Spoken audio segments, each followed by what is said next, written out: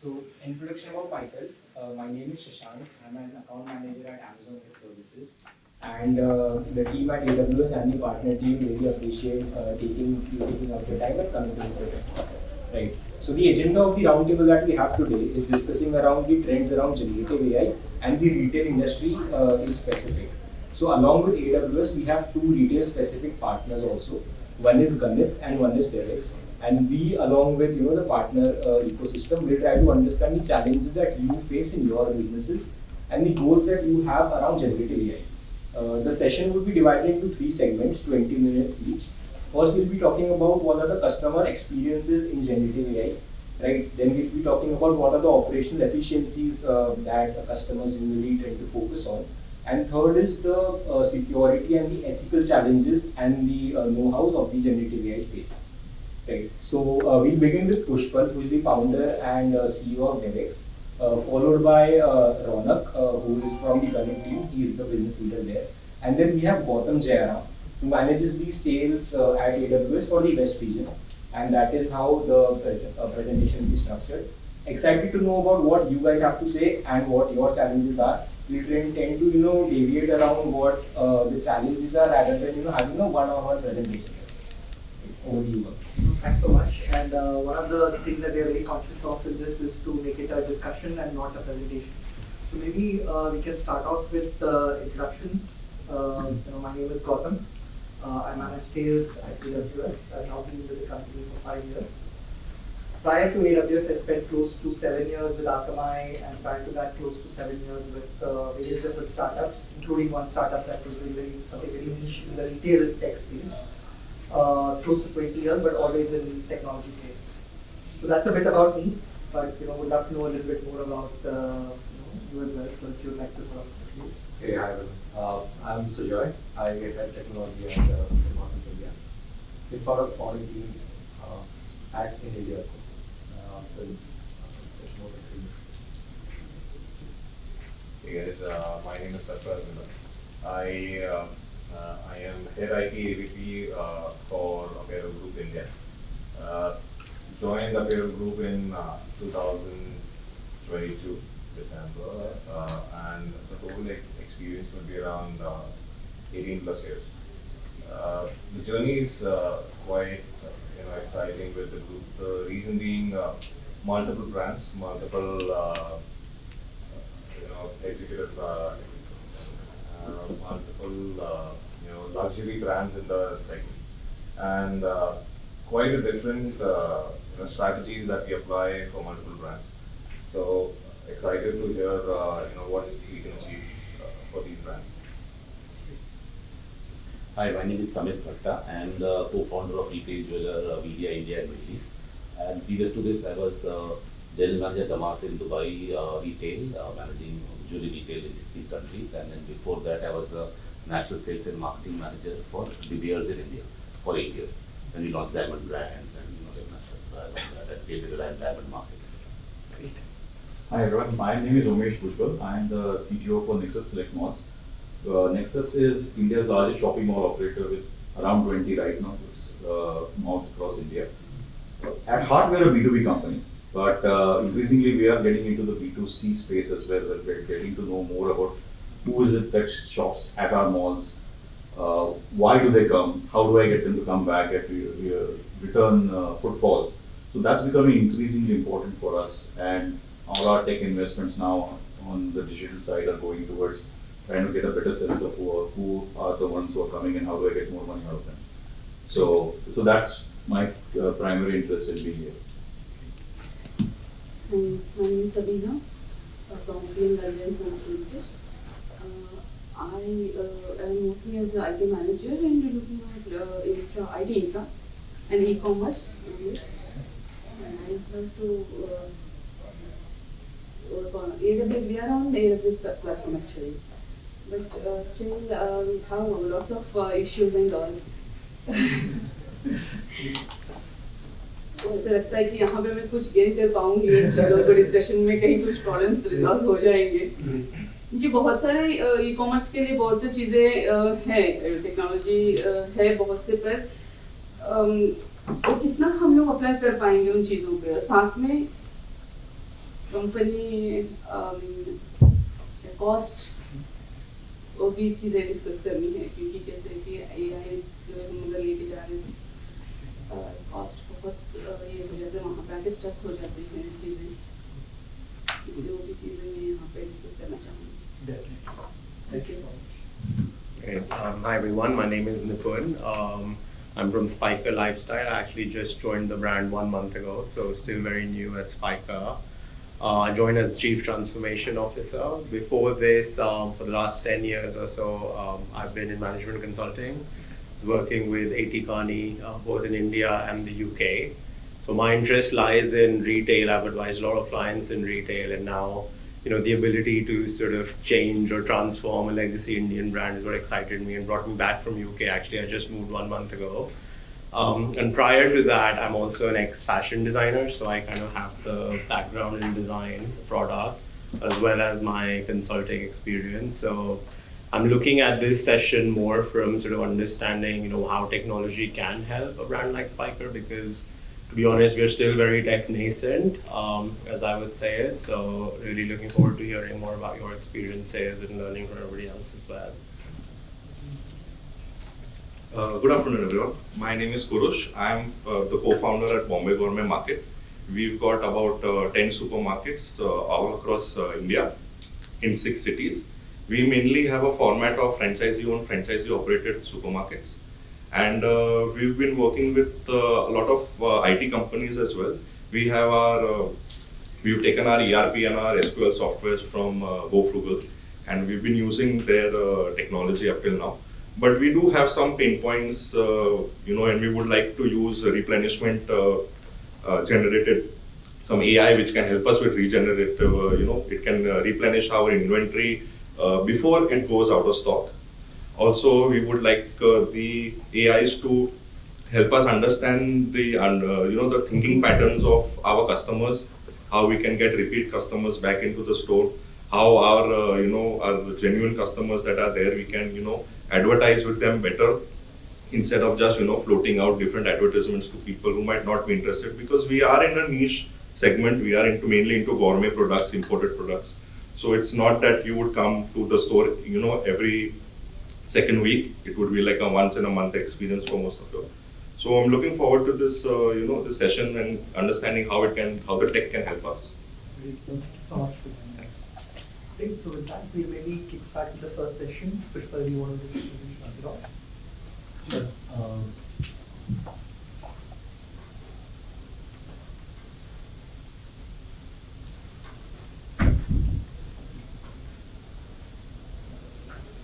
Super. Hi everyone. Firstly, really good to see you all, and thanks for making it the event. And maybe introduce myself, tell you more about what we do, what my background is. Spend a couple of minutes on how I see this evolving, and would love to know more about how you've been seeing it in your brand. So I'm the founder of DevX. My background is with leading product teams at Flipkart and Meesho. And after that, we started DevX. The idea was simple. We want to use AI to drive customer experience transformation for retail and commerce space. Over time, what we realized is that there are a lot of segregated tools available in the market. Some really, really good ways, some really good SaaS tools here, some really good SaaS tools there that solve for different things.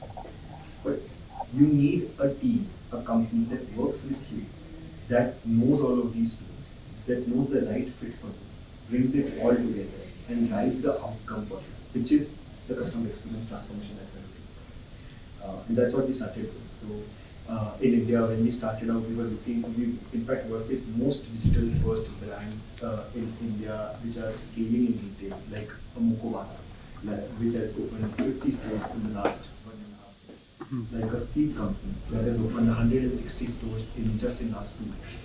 And all of this has been done completely on tech that we have built. Now, to be able to build this tech, we realized that there is a certain structure which all needs to come together for this tech to really work. Now, that structure was this.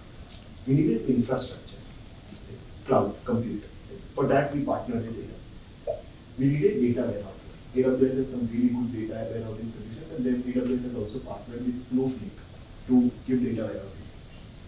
Then we need an agentic AI layer, because at the end of the day, we are born in AI company, right? So whatever solutions or whatever we are consulting on, the implementation has to happen at a hyper speed, in a hyper speed manner, right? So we use AI across our ecosystem within our within our company, and the way we implement it for other companies to speed up outcomes that we want to get. Then we need commerce platforms, right? So Find is a fantastic commerce platform. Shopify is a commerce platform. Medusa is a commerce platform. Medusa, for example, is the most robust open source commerce platform in the world, right? And the fastest growing open source commerce platform. And we are their only partner in this ecosystem. It's open source. We host it on AWS. Everyone uses it. And then we need a content management system. All of this comes together to drive your storefront, which could be your e-commerce website, which could be any storefront for that matter. It could be a mobile app, it could be POS system that you're using in-store. So all sorts of retail tech ecosystems that you have. So everything, all of this comes together to actually drive outcomes, right? And we sort of work at bringing it all together for you by making these partnerships. Now I'll maybe throw this back to you, right? So the framework that we've always used on driving customer experience transformation is to understand how a brand reacts or how a brand talks to a customer, right? And there are 3 touch points. Before the purchase happens, while the purchase is happening, and after the purchase is happening. And this is across offline, online, GT, MT, everything. So you have some brand interaction that is happening with the customer before the purchase. And maybe let's talk more about that, right? I'd love to hear from you, right? So at this point, what we are trying to do is we are trying to understand who the customer is, right? Or maybe create a brand with the customer, create a point of view with the customer. This could be within your store, or this could be in an online ecosystem or on social media. So I'd love to understand more on this, right? So if you can maybe, if you can just give a view, and maybe we can keep it more conversational, but in the pre-purchase journey, this could be your marketing, this could be your in-store experience. What is it that you've been doing using AI, or what are the challenges you're facing in the pre-purchase journey where you think bringing in technology and bringing in this entire suite might help us, right? So maybe open for the floor as someone can start. Yeah. In our jewelry industry, we are actually the last ones to really adapt AI. We are still, we are this. Customer is discovering us on Instagram, they're doing a WhatsApp conversation, and they want an in-store, a very good experience. So recently we have started piloting a GenAI thing, which is recording or analyzing sales associates conversation with customers. So the nameplate of the sales associate has a recording device, and it is recording the conversation with each customer in English and Hindi and English, and then there's a pod in the evening which you put it in that, and it goes on the cloud, and then they give us the data on the best, the phrases which have been used, competitive pricing which is being asked, or the customer is asking for that, or return policy, or some other thing on jewelry, because jewelry is a high purchase thing, and we are able to pinpoint the phrases which is helping us in retail to really increase upsell or cross-sell, or really help in delighting the customer. So this is simply what we are doing in the retail jewelry industry. It's fantastic. And in general, clienteling, this is another way of clienteling and taking it to the next level. Maybe open for the floor if others are doing more on this side. This is super informative. Yeah. So from a cafe standpoint, I don't think a lot is being, or rather, we have seen a lot of use cases for GenAI. The use cases that exist are typically on the traditional AI space. Right. Now coming back to the question of pre-purchase, okay. Unlike jewelry that we were just talking about, that some was talking about, F&B is a very low ingredient space. Right. Even lower than the beauty industry.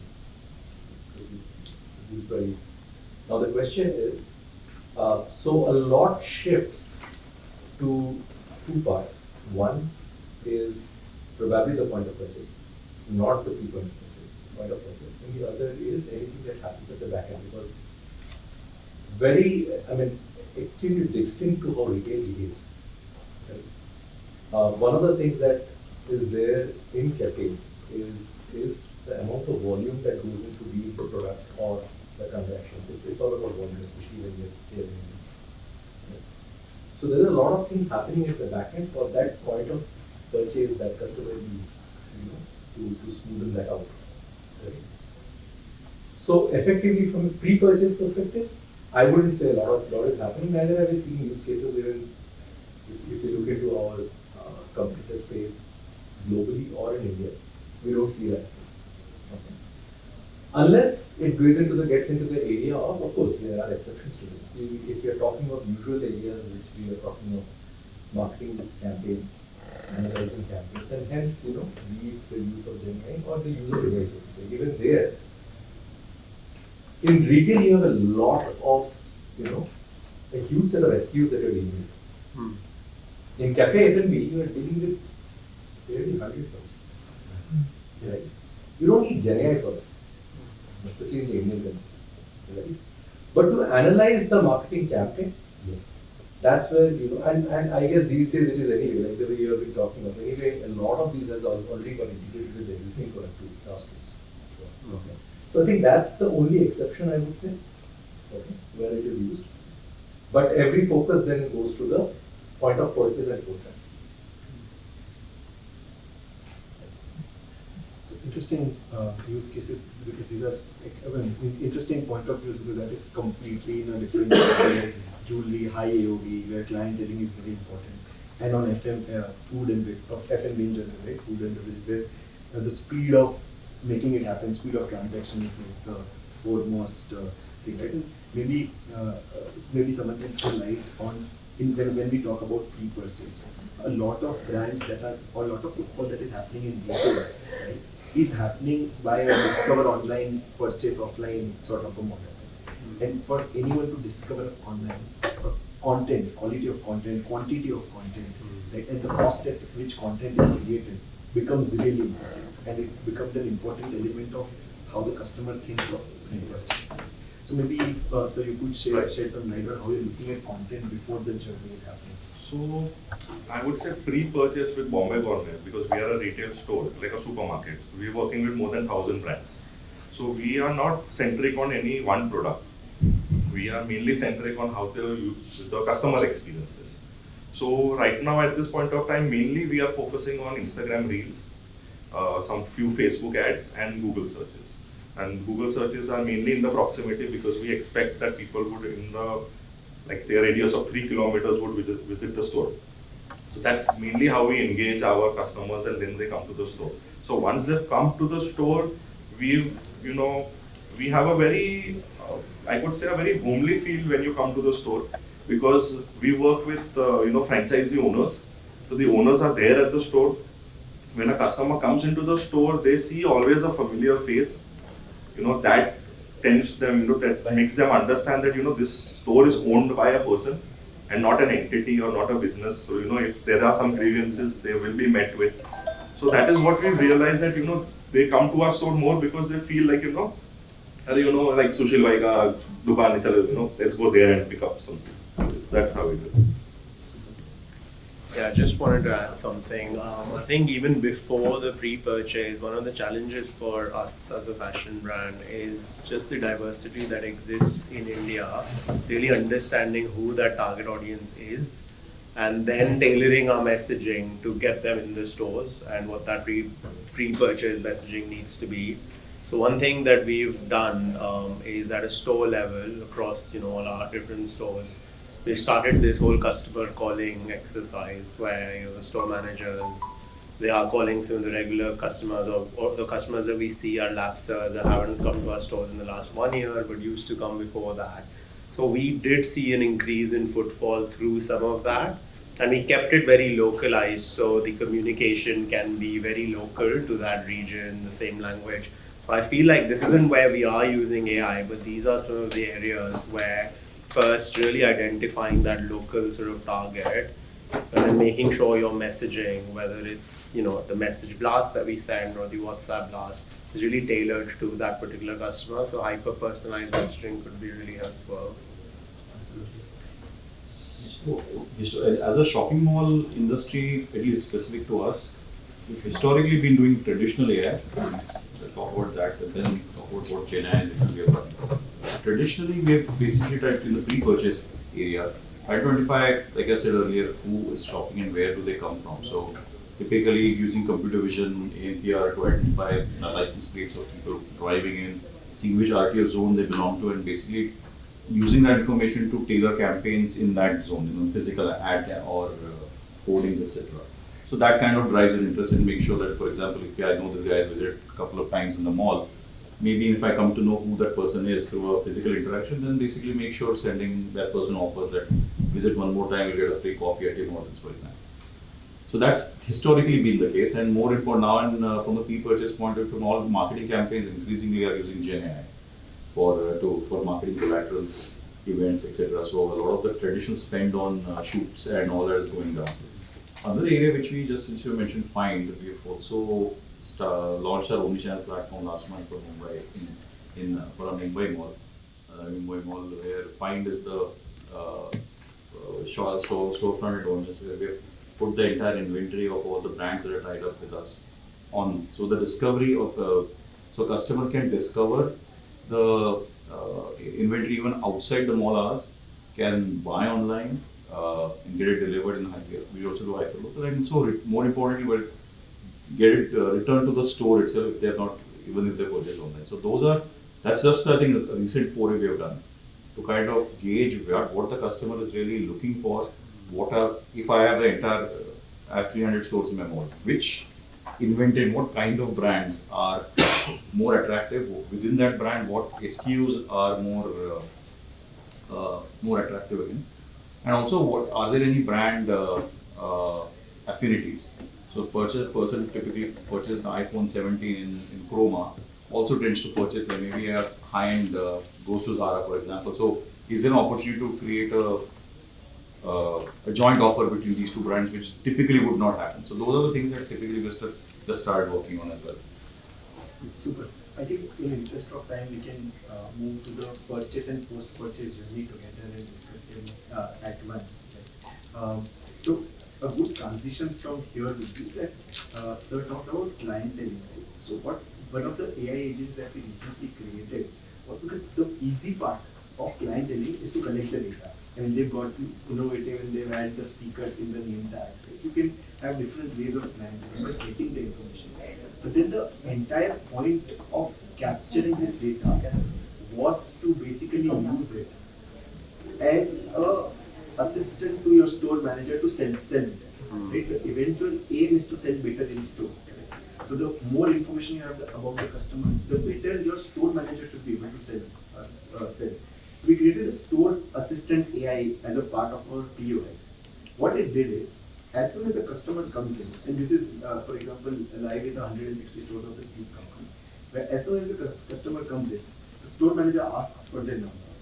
Now we've ingested every possible data of this customer inside their big data, which is Amazon Redshift. Everything about, okay, this customer spent 10 seconds on a gaming chair when they visited our website. This customer also complained about having ortho issues when they called our customer support. This customer said the cushion that they used in the previous mattress was not good enough. Right? This customer's ID has an ISB tag, so the customer's premium, you can pitch a more expensive product to them. So all of that it takes, when any customer calls, any recordings, everything, all of that it takes comes together in your big data. We created an MCP layer on top of it.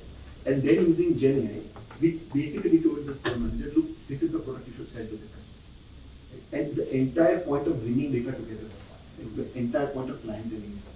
Right? So which is why data warehousing and using these right tools is super important. So anyway, that moves us to purchase, where we were talking about POS and for retail and e-commerce or app for your storefront. And obviously post-purchase, which is after the purchase has happened, how are you supporting the customer? So sir, maybe you want to share a few words on how you look at purchase and post-purchase. From a retail perspective, customers only going to come to my POS machine at the end of the purchase. Prior to that, like all the gentlemen spoke out here, we talk about initially engaging with the clientele prior to the purchase via marketing messages and all that. And when it comes to the POS, it's the last bit of taking a payment and greeting the customer. Thank you so much about that. From a website perspective, it is a game changer because you don't have a staff, tackling the customer out there. It's customer himself on the website. That's where the product that he is browsing, he or she is browsing. You have the flexibility and the capability of saying, while you're looking at this, this is something add-on, and this is something that people are purchasing. So, from an online perspective, it will work out. I'm not very sure from a cost perspective. Though I have seen certain demos of certain products where if they are trying to upscale or upsell at the cash counter, but how it's going to have a conversion is something that I still haven't seen. Maybe to double click on that. So now POS has, what we've seen is that POS has evolved from being just a billing machine to a piece of retail tech. Now that doesn't necessarily have to be the tablet that is happening, the scanning that is happening at the edge. But for example, if I am a customer and if I have visited a store, but this happens in Zara all the time. If I am visiting a Zara store and I like a shoe, right, but it's not available in my size. So to be able to purchase it and get it delivered at home, or things like those. And maybe they are not part of the core POS, but it is a part of the retail tech device that you have in store. That's the only bit that we call it. Yeah. Correct. That's there. That's that particular discussion or that particular topic is being there in retail for quite some time now. If I'm not wrong, maybe 3 to 4 years back, this discussion was at the boom. Quite a lot of these forums were talking about OmniBit, where we are going with the Omni and all that. In fact, I have worked with Find in deploying their OmniBit in my previous organization. So it is there. I don't deny that fact. But upscaling, upselling is something which I didn't see. Yeah. So that segment is still a question mark for me right now, from an offline store perspective. Ma'am, if you could also throw some light on how the purchase journey is happening, and after the purchase is happening, how is the post-purchase happening in one of the channels that is more active for your customers? See, I prefer to speak in Hindi. ये ऐसे होता है ना कि customer जब आता है store में, कोई चीज़ वहाँ पे जो उन्हें वो जो ढूंढ रहे हैं वहाँ पे नहीं अवेलेबल है, वो डेटा हमारे पास रहता है, उनके तक हमको पहुँचाना होता है। पर शॉप में आज के दिन में हम लोग बहुत ही ट्रेडिशनल वे में शॉप में होता है, सब कुछ जो भी एक्टिविटीज़ हो रही ट्रेडिशनल वे में होता है। जो डेटा कलेक्ट होता है हमारे यहाँ पे, लेकिन वो उसका प्रोसेसिंग होने के बाद जो अगर हम कस्टमर के तक वो इंफॉर्मेशन मतलब जो उन्होंने इंक्वायरी की हुई थी, वो इंफॉर्मेशन कब तक अवेलेबल हमारे पास वो प्रोडक्ट कब तक अवेलेबल होगा, वो वहाँ पे उनको पहुँचाने के बावजूद भी होता क्या है कि प्रीशियस मेटल होने की वजह से ये हम ऑनलाइन ज़्यादा प्रोसेस नहीं कर पाते हैं। प्रीशियस मेटल में बुलियन अगर हो तो वो लोग ई कॉमर्स से उधर ले लेते हैं, पर ऑर्नामेंट्स में बहुत ज़्यादा वहाँ पे हमें बिजनेस नहीं जनरेट कर पाते हैं। तो मतलब कहना ये है कि कस्टमर को ऑनलाइन एंगेज तो कर सकते हैं हम लोग, उनका जो भी डेट इन्फॉर्मेशन हमको मिला था शॉप में आने के बाद हम उनके तक पहुँच भी जाते हैं ये इन्फॉर्मेशन लेके, पर कन्वर्ट नहीं कर पाते हैं कस्टमर को। ऑनलाइन प्रीशियस मेटल के ऑर्नामेंट्स को लेके ऑनलाइन में बहुत सारे चीज़ें हर्डल्स है बहुत से, तो इस वजह से मतलब वहाँ पे कैसे वर्क कर सकेंगे वो चीज़ें नहीं कर पाते हैं। ई कॉमर्स प्लेटफॉर्म पे हम जितना भी कर रहे हैं वो light weight jewellery, silver jewellery ये सब होता है, पर गोल्ड में बहुत कम होता है, डायमंड्स में बहुत कम होता है। इतना AI उस पर यूज़ कर रहे हैं, जो कस्टमर देख रहा है उस चीज़ पे बहुत सारे पैटर्न दिखाने के बावजूद भी हो नहीं पाता है वो चीज़, तो कैसे एनहांस कर सकते हैं। But in general in India जो एक लो ट्रस्ट सोसाइटी है, वेबसाइट पे हाई AOV आइटम्स सेल करना will continue to be a challenge. one of the things a lot of jewelry brands are doing is because because it is higher, we can afford to show it at home, right? So show it at home, while features are very common now. Try it at home and then get it purchased immediately. So I think that is probably a step in that direction. So I think we'll just have the last question and then we can move on to the next discussion, which is around customer support. Right? I think support is a very big element in purchase and post-purchase part of the funnel, right? And this is where GenAI has peaked the maximum. This is where the use cases are maximum, right? So, यहाँ पे if anyone would like to share what they've been doing, how they've been using AI, or have they started using AI for doing customer support, that would be super helpful. Yeah, so you want to take a stab. So from a customer support, again, no, because again, how many times have you actually got a for that matter, Starbucks customer care or right? If you have a bad experience, you would actually put it as part of your review. So they get that. The question is, again, if doing low engagement, you don't need AI for you don't need AI for customer support in a business, definitely, right? And because it is more about, because you bought in hospitality, it's not about your product, right? It can be any experience, right?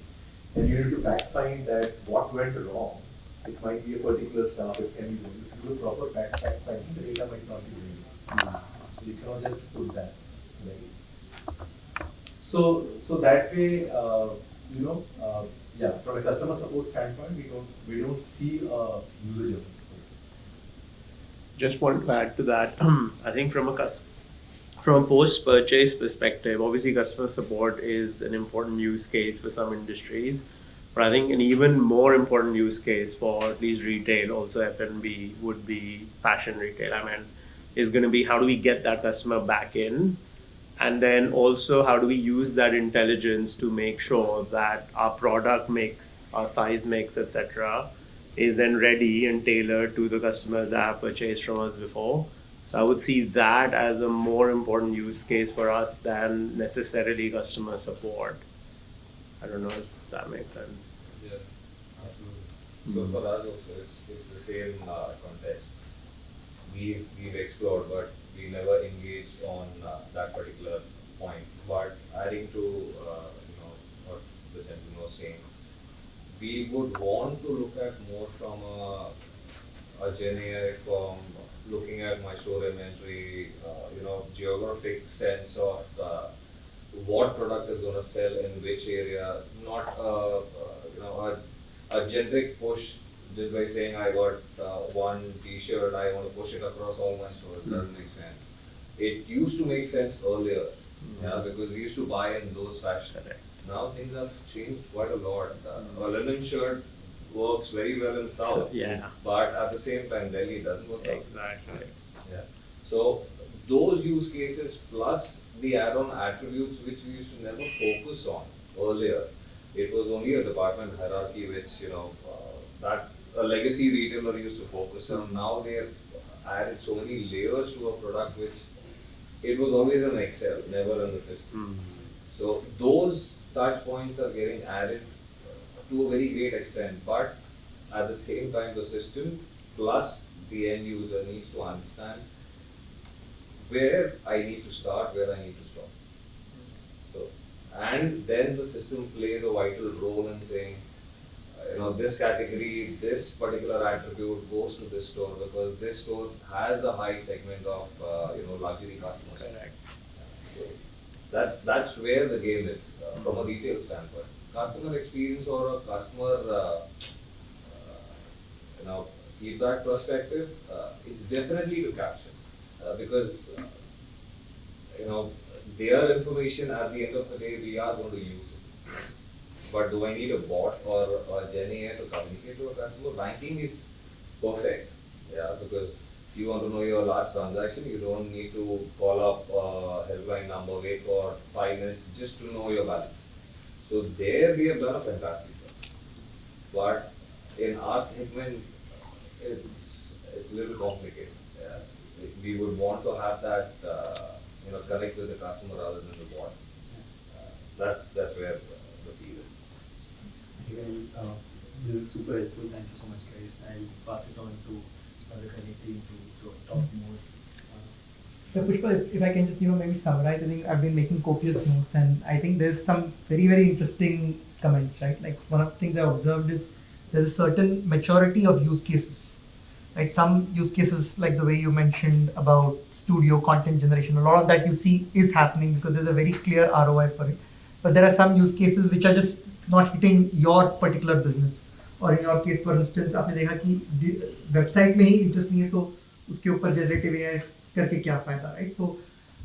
So I guess one of the things that I've seen is the success of a GenAI, it appears to be, is landing that metric of ROI where very clear bottom line is being saved or top line is being earned for your business to actually push the accelerator whether it makes sense. Otherwise, just a lot of experiments, not necessarily yielding in something production, which is, I think, super interesting observation. Pretty cool. Thank you so much for that.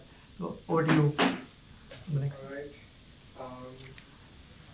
Thank you so much. I think that was an interesting discussion that we just had, right? Connecting bots from customer support to purchase to point of sales, right? So let me quickly introduce myself. So my name is Ronak, Choksy, and I'm a client partner at Ganit. So Ganit is a data and AI consulting organization. We are the top tier AWS partners on the consulting and services side. In fact, we are among the only 3 partners with retail competency in the APAC region. And we also have GenAI competency as well. So that's a quick introduction about the organization.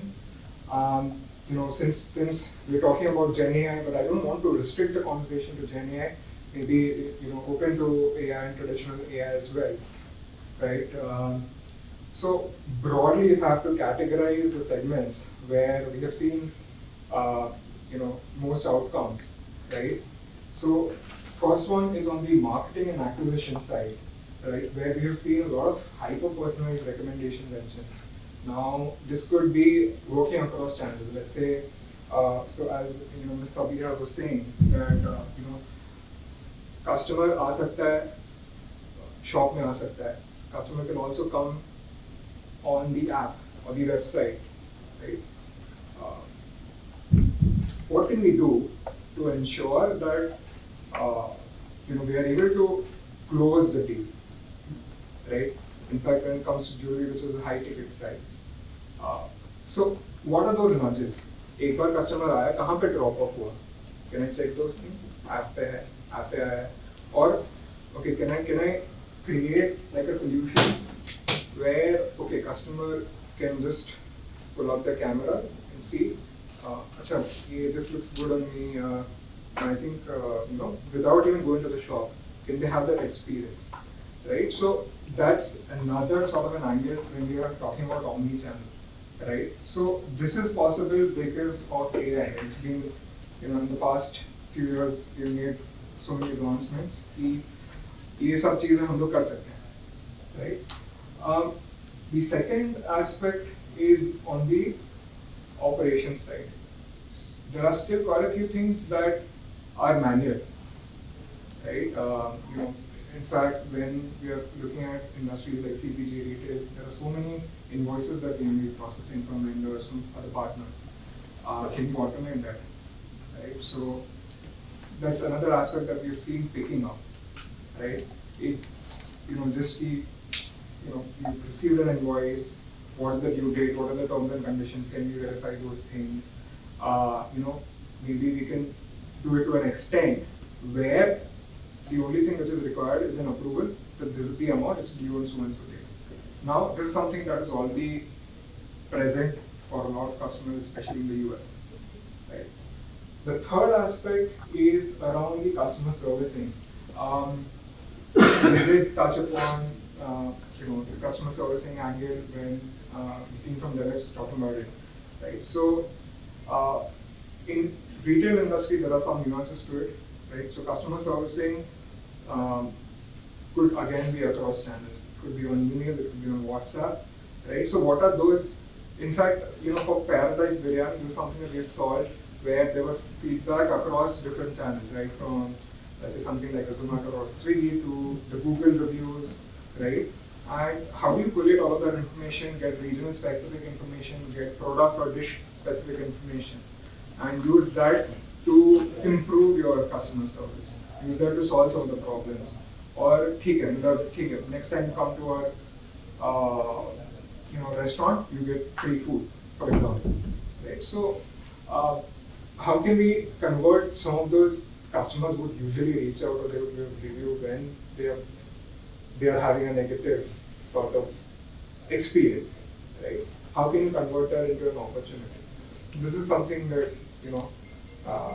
is possible because now we have information, right? So with that context in mind, I would like to understand from all of you that what are some of those areas where you see in your organization or in the industry where you see the maximum impact of AI or ML, right? So, of course, whenever we start a project or an initiative, we have some sort of value in mind. We have some sort of this is an objective or there's a mandate that I want to achieve, right?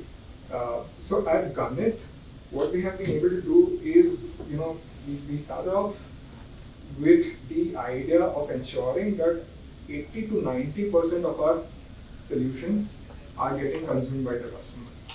And that has always been our focus. We're not building for the sake of it. We're not building, to solve a tech problem. We are building to solve a business problem. So it gives us happiness when the customer starts adopting a solution, and that's what we push for as well, right? So, so what are those use cases in your mind that you feel are the ones that can drive the maximum ROI, that can, drive the maximum business value, that can, where okay, this is a good one, and we want to start off with it, right? So I think this will help us understand, and even AWS, that what are those use cases that are trending, and maybe a lot of things could be structured in that manner. So from a cafe standpoint, F&B standpoint, from an AI standpoint, the area which, so one of the biggest pain points in this industry, in this is how you control this. Okay. And now, when you control waste, there are a couple of areas that you tackle. Point one is how do you predict, which is demand information. Number two is how do you do the physical inventory. Okay. Now, it's easier said than done because in retail, we are talking of a finished goods being inwarded in the finished goods being sold. In an F&B cafe environment or QSR environment, you are inwarding breads and you're selling a sandwich. So you're talking of raw ingredients getting inwarded and you're selling a sandwich. Like a CPG company. So there, physical inventory on a daily basis, okay, which retail you can tolerate for a month or 15 days. In many countries you see that happening in 15 days. Okay. Here you cannot do that. If you have to get your demand replenishment right, you better have your inventory, physical inventory on a daily basis, right? As close to right as possible. Right? So that's a major area wherein right? Of course, now then because it can break down into multiple factors, you're talking about demand replenishment, so you're, of course, the moment you're talking about replenishment, you're also talking about other factors which are external to the data that you have, which can be climate, which can be anything else. And that's the reason you might probably need a solution which is more closer to you. Because not all the data is out there. Maybe because you might be running an option, your competitor might be running an option, or the more you are running, you're running an option. Right? So that's one part. The other part of, other part where a lot of people have been playing around this is not really AI, so to say, but while everybody terms it as AI, It is more about the use of IoT and video analytics services to improve on the customer experience. Now this, ideally speaking, if you globally try to understand the use of AI, everybody would be talking about lateral performance. Okay. And there are a lot of things people have been talking about, so how do you measure the turnaround time of actually a cafe, high second, high minute per area, sandwich, etc. This whole stuff, basically. So that's the trend, the viral trend going across the world. Okay, which basically uses video analytics. Right? You can terminate it anyway. But it's more of sensor and then processing of data from there to the back. Okay. But yeah, that's also an area of opportunity because, as I said, I was just pointing out to the previous gentleman that experience at the point of purchase becomes extremely important because that's very, very true for QSR, for hospitality, or and that point of purchase will be right. That's another important area to be. I think these are two specific areas. That's a very interesting point, Mr. Sujoy. So, this reminds me of one of the problems that we were facing at one of our customers, more retail. So, we observed that, during one particular month, especially for the milk products, there was a lot of wastage because we had over inventory. And, what we realized later was that month used to fall immediately after the month of Shravan. So what happened is that during the month of Shravan, bakers, they would see a lot of milk being used for the DP. The algorithm that was originally there, it used to pick it up and accordingly based on the trend, it would forecast a higher requirement of milk, right? So this is something that we solve for, and this reminds me of the wastage problem because there, at more retail, almost all the stores were facing this situation. So yes, of course, demand planning, inventory planning is essential, and yes, not a lot that GenAI can do over here. While you'll find articles that say GenAI can do demand forecasting, but yeah, it's more of a traditional machine learning thing, and maybe things will evolve in that direction as well. Mr. Kurush, anything that you would like to add? So, as an FMCG operator, our pain points are mainly the problems which we face with our distributors, because we might be requiring a couple of products and they might not be having them. Because the distributor does not only provide one supermarket, he has like another full area to cover. And his inventory is based on his knowledge.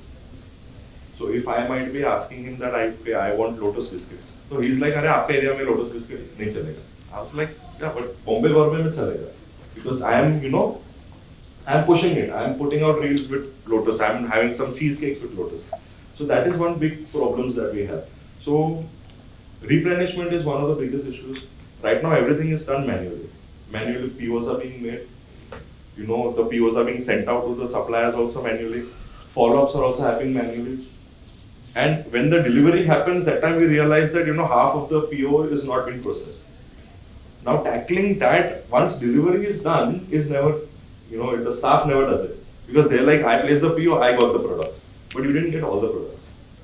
You missed out on most of the products. Say that he ordered, 10 items and he got only 6. So in our system, it shows that, the PO has been received. Delivery is done. The purchase team will, close that purchase order as done because it's delivered. But we realized that, the main product that we needed were not delivered on time. So we are now trying to engage directly with the brands. We are trying to tell them that these are the products we need, and we are trying to bypass the distributors. We are placing our orders with the brand, and it's up to the brand to get it delivered to us. Now they get it delivered to the distributor, a super distributor, or directly from their warehouse. It's up to them. But we realized that, we are trying to get our replenishments done about 30% we've increased when we started talking to the brands directly instead of the middlemen. Right, so I think that's on a similar note that Mr. Sujoy was talking about, right? How do we, plan for his case, it will be more of raw materials. For your case, it is more about the supply from the vendors. And I think this, I'm sensing that this is a problem that, or maybe this is an area that would be applicable for everyone here, right? So that's a great point, Mr. Kurish. And so do you think there's something like a forecasting would help, or it's majorly to do with the relationship between the supplier? So I've tried forecasting, but forecasting works when you have 1 to 2 years data of that store.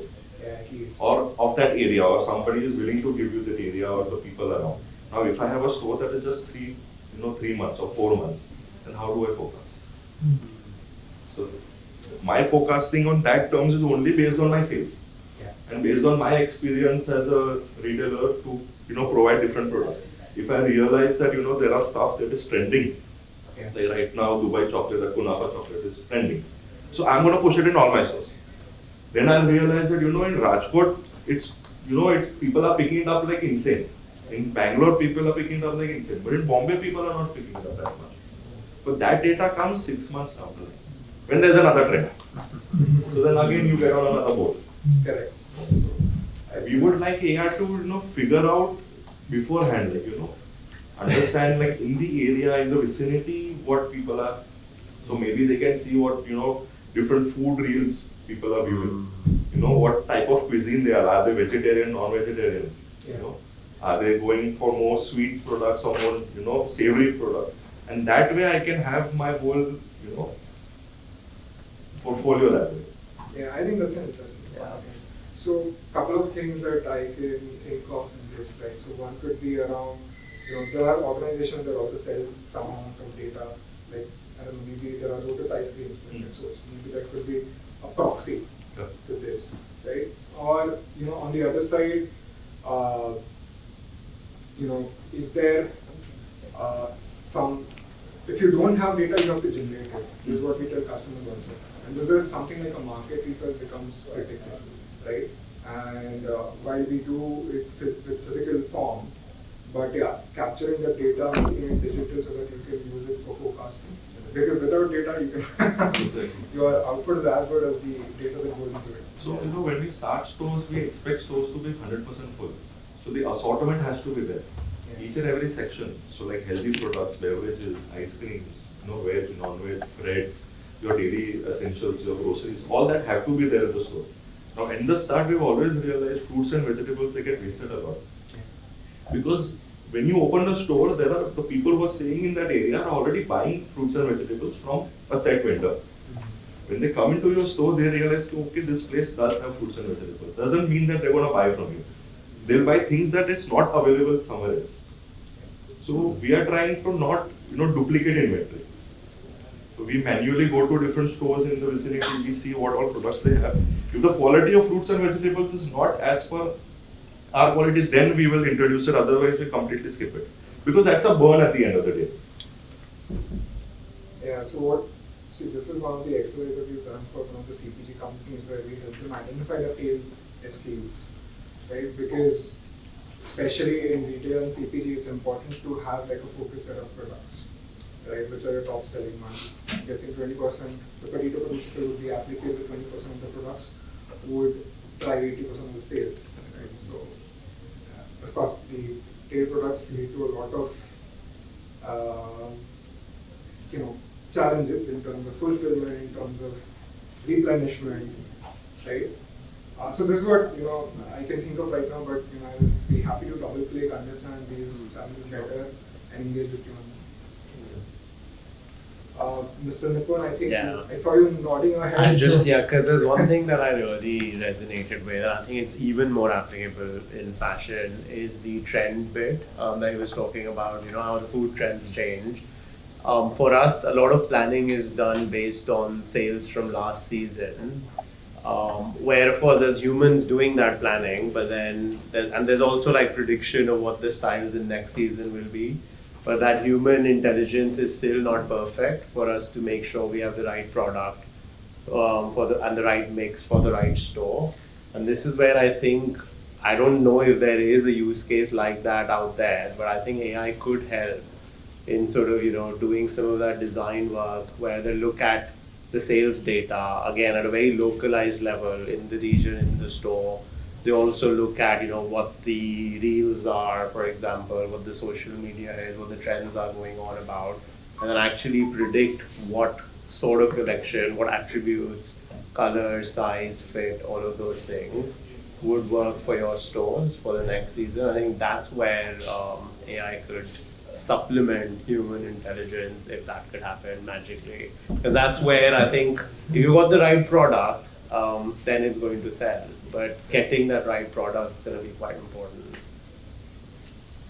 Correct. So again, like it is the nature of this industry, right? That especially when you're selling things which are different, which you wouldn't find everywhere else, it would be heavily dependent on certain trends. So of course, there's a lot of data that you'll find around.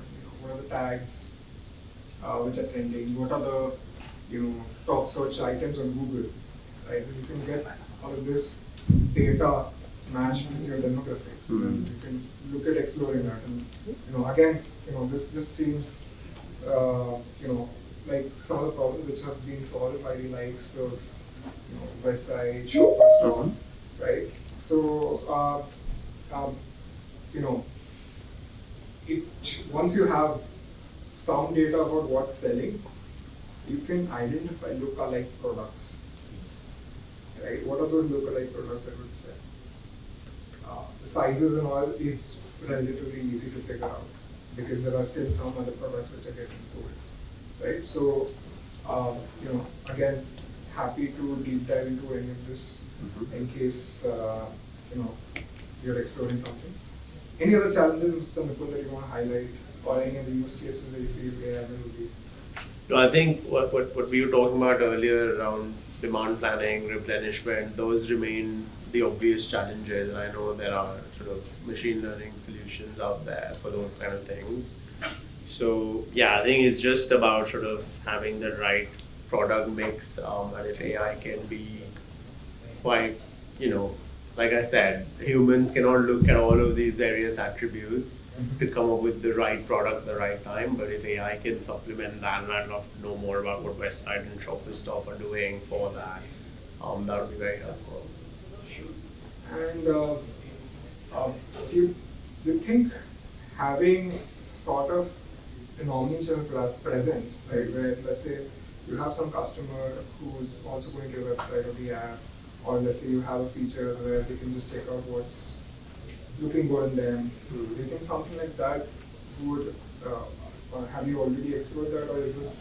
Not necessarily, but I think those are all sort of data capturing that you're talking about, and we can capture all of that data, but then how does AI use that data to then predict what the future collection should be is what I'm talking about. Is literally like, can we eliminate the human design function and have an AI design function better designing our collections? That's what I'm really looking at by collecting all the data. Pre-production, then a post-production again. Yeah, post-production is all where you can say that now the goods are looking at Correct. from a camera, stuff like that. You're looking at a pre-production to say that should I actually design it and then sell it in store? Yeah. Basically, an AI fashion designer. Correct. Correct. That would be an interesting use case. That takes into account all of this data that you're talking about, right? Yeah. And this will go with the delivery also. Yes. You have to have sufficient mass for it to be productionized. Correct. You can't do job work, right? One or Yeah. two pieces. Yeah. Maybe That's going to be the challenge. it becomes a thing, AI fashion design, commodity. So AWS already has quite a few interesting products, right? So they have, in fact, they have ready-made solutions like AWS personalized, and it is forecast that does all of these things on the platform itself, and which they've been evolved from the Amazon's algorithm, right? So, Gautam, do you think AI fashion design is the next product. If you can think of it, you can do it. That's great. Great. We should talk when that happens. I'd love to see that. I mean, I do think that there's a possibility there because you've got all these data feeds, right? Where we just look at sales, but then also you've got what's happening on the internet, what the young people are talking about, all of that data. Surely AI can, again, like you said, if you can think, then it can happen. Then be able to design better than one human researching all of those things. So, yeah.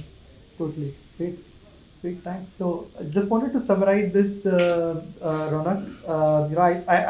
I think I noted some very interesting questions. Add something. Oh, please go ahead. So, hi, my name is Ziaur Sheikh and I'm representing Baggit here. So, we are a ladies handbag manufacturing company. So, one of the things what I'm expecting, AI to do, so one is from the demand side and another one is from the supply side. The demand side, as you mentioned, the AI fashion model. So we also have the similar issue in terms of raw material. Okay, so suppose there is a raw material trending in the market. Okay, so our buyers goes, designers goes, find out which raw material is trending in the market. So we procure them, source them. 6 महीना लगता है market में लाने के, तब तक वो raw material absolute हो जाता है, नया रॉ मटेरियल आ जाता है। अब हमने जो बैक प्रोड्यूस किया है 1000 quantity across different categories, across different MRPs, across different variants, that goes by अभी started demanding. Other part, अभी ये raw material हो गया, उसके बाद hardware आते हैं, hardware button, chain, zippers, उसका भी quality change होता है, उसका color change होता है. What works in South may not work in Delhi. So this is from the demand side. So I look at things differently. How I look at it, 150 crore की आबादी है India में. How many percentage are women? 50-60%. 60 crore, उसमें bag कितने खरीदते? 30%. Average bag कितना खरीदते हैं women in a year? 2 bag 3 bag. So you can reciprocate that numbers and try to map it with the raw material which are available and create some kind of a mechanism to make our decision making easier. So this is something which I can think of at the moment. This problem statement बताना तो आसान है. How to design that is important. So this is something which I had in my mind. If I would have been on a developing side, I would have done that. But I thought that this is how we can solve this problem. Okay, good.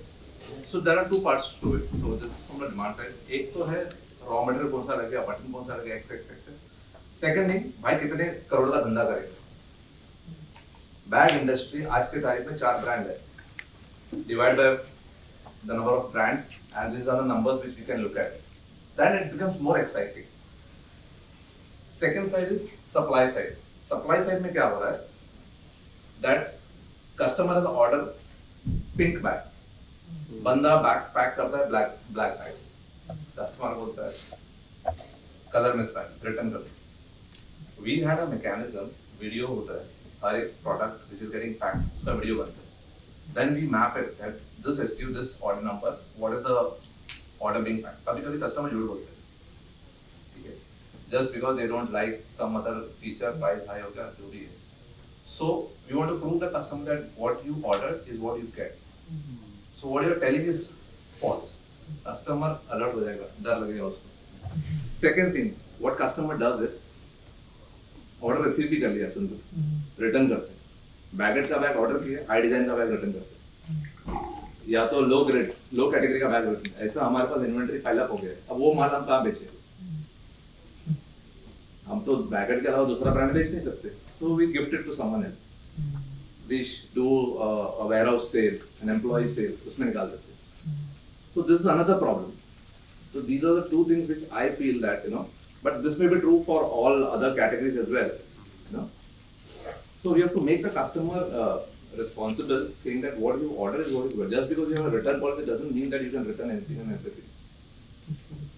And when we don't return, when we don't refund, then they make noise on the social media saying that ये brand is ये brand is ये brand is. So brand does not really make margin on marketplace. Marketplace में एक तो 40% margin हम लोग ले लेते हैं. उसके बाद defective माल return कर देते हैं. वो माल हम बेच भी नहीं सकते. और बाद में Amazon and Flipkart हमारे को reverse charge मार देते courier का. Debit note, which There is no sense in selling in marketplace. Just because our customers are there, we try to be there. So what we do is we don't keep our premium products on marketplace. If you want to buy premium, come in our stores and buy. So that you get an experience, touch and feel, look. How do you want to take it. And then we will also do service. So we give 12 months of service to the customers. So that also you can avail from the store. Online खरीद तो servicing थोड़ा challenging हो जाता है. You have to give the service. टूटा फूटा है तो. The best part, the customer, how the customer mind behaves. Bags दे दिया, बोलता है chain is not received. कभी chain रहता है. हमारे को वीडियो दिख रहा है कि chain भी भेजा हुआ है. हमने वीडियो बताया कस्टमर को, बोला कोरियर वाले ने निकाल दिया है. अब इसको कैसे सॉल्व करें?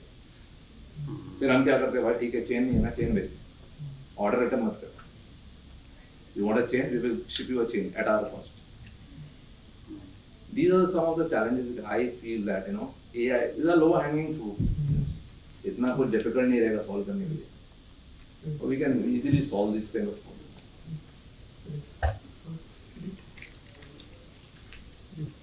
So excellent.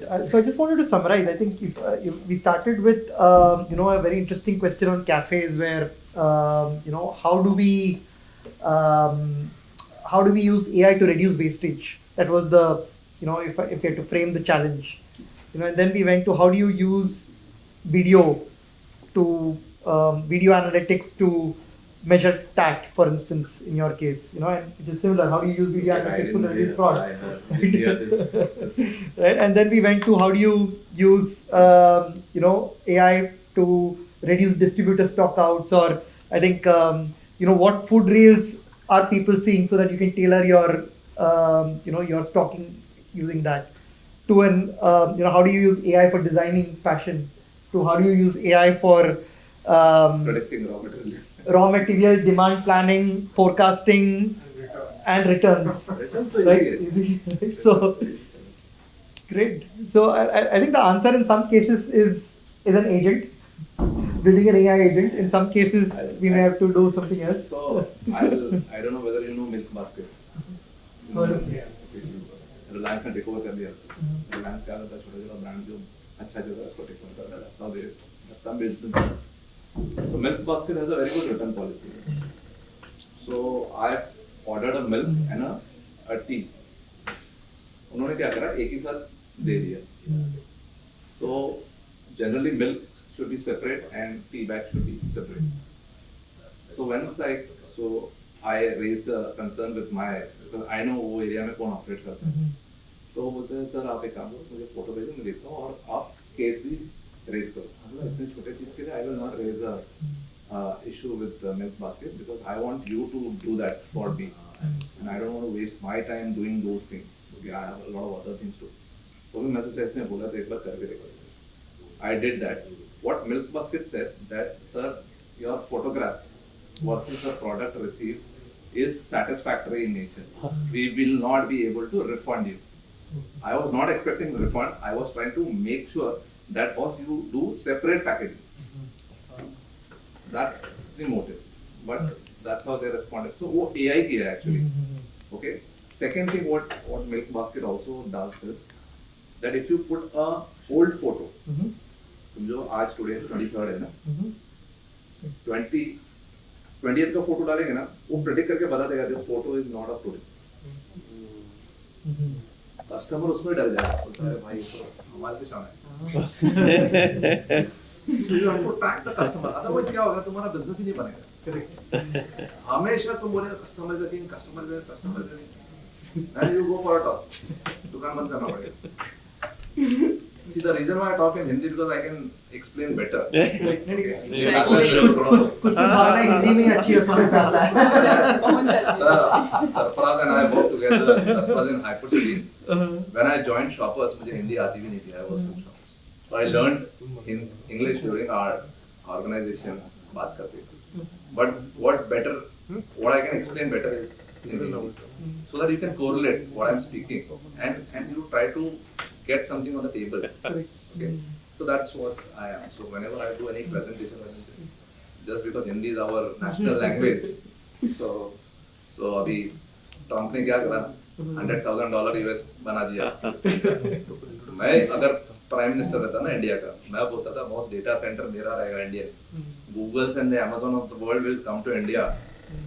India has a talent, 150 crore की आबादी में 65% are below the age of 35। Sir उन लोग बूढ़े लोग हैं, आज से 5 साल के बाद उनके पास टैलेंट नहीं रहेगा, इंडिया के पास talent, they have to come to India, make India the next super power and we can. China is doing that, why not India? India has the potential. That's all. Well done. I don't know what to say. Otherwise, I like to be an Amazon, but I'll clarify, Amazon is an Irish headquartered company.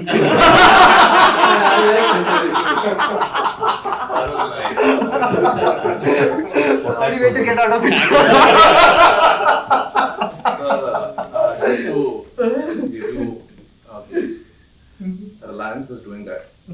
L&D is doing that. They are investing heavily on data centers. And C2E they acquired. I'm preparing my resume. क्या फर्क पड़ता है? अगर मैं मेरे देश के लिए कुछ नहीं कर सका, तो it's all ज्ञान। On that note, I think we are on top of the hour. I just wanted to invite everyone, any closing comments, whether anyone have to sort of share anything, findings or any observations, challenges. Please. Challenges, observations, I think we already discussed. And what are we looking at from the future prospect of GenAI coming into the picture? So more or less things are in bits and pieces, I feel.